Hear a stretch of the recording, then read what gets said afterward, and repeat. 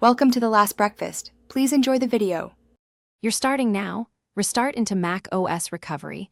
On Intel, use Command-R or Option Command-R for internet recovery. On Apple Silicon, hold the power button until Options appears. Make sure your Mac is plugged in and your Time Machine backup is available. Once in recovery, open Disk Utility and set View to show all devices so you see the physical drive and volumes. Select the internal physical drive first. This ensures you modify the container or partition scheme rather than just a single volume. Next, decide whether to erase or restore a specific volume. If you erase, select the physical disk, click Erase, pick apps for modern SSDs or Mac OS Extended, journaled for older HDDs, and choose GUID partition map as the scheme. If you are restoring from another volume or external clone, use Disk Utility's Restore function.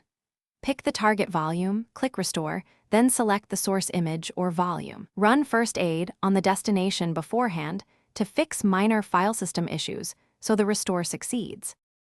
Once the disk is prepared, quit Disk Utility and choose Reinstall Mac OS from the Recovery menu. This installs a fresh system onto the new or restored volume. After installation, use Migration Assistant to pull user data from your Time Machine backup or external clone so you get settings and files back. Make sure to reboot and verify apps and files.